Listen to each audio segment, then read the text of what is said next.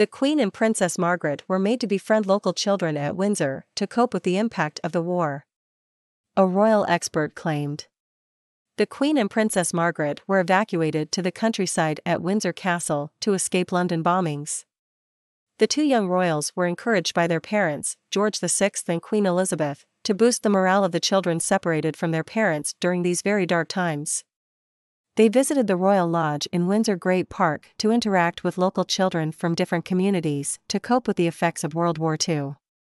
Caroline de Guetat, deputy surveyor of the Queen's Works of Arts at Royal Collection Trust, said, "Of course. It was that very interesting period during the Second World War when the two princesses lived not too far away from here. Royal Lodge, in the Great Park. And when they were really encouraged, in fact, by the King and Queen to encounter other children, local children.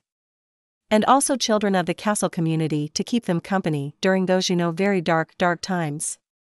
The Queen would perform in various pantomimes along with her younger sister, with some of the costumes she wore now on display at the Waterloo Chamber in Windsor Castle.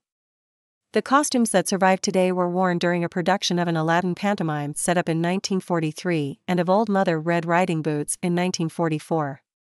In Aladdin, then, Princess Elizabeth wore a gold brocade and turquoise jacket with turquoise dungarees and a matching hat, while Margaret wore a red silk dress and matching jacket to play Princess Roxana.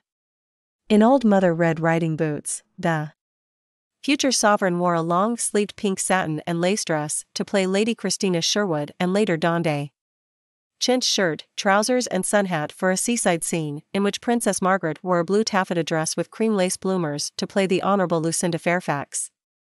While she was shielded away from the bombings as many other children across the UK, Her Majesty played a pivotal role to boost morale and at 14 delivered her first public speech to the children of the country from Windsor Castle as part of the BBC's Children's Hour.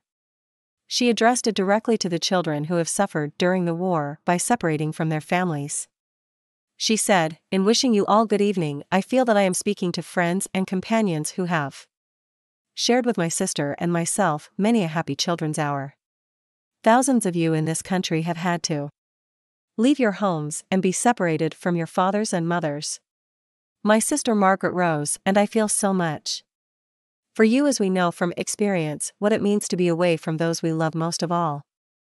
To you, living in new surroundings, we send a message of true sympathy and at the same time, we would like to thank the kind people who have welcomed you to their homes in the country. All of us children who are still at home think continually of our friends and relations who have gone overseas, who have traveled thousands of miles to find a wartime home and a kindly welcome in Canada, Australia, New Zealand, South Africa, and the United States of America. My sister and I feel we know quite a lot about these countries. Our father and mother have so often talked to us about their visits to different parts of the world. So it is not difficult for us to picture the sort of life you are all leading. And to think of all the new sights you must be seeing, and the adventures you must be having. But I am sure that you, too, are often thinking of the old country. I know you won't forget us. It is just because we are not forgetting you that I want, on behalf of all the children at home, to send you our love and best wishes, to you and to your kind hosts as well. Before I finish, I can truthfully say to you all that we children at home are full of cheerfulness and courage. We are trying to do all we can to help our gallant sailors, soldiers and airmen, and we are trying, too, to bear our own share of the danger and sadness of war.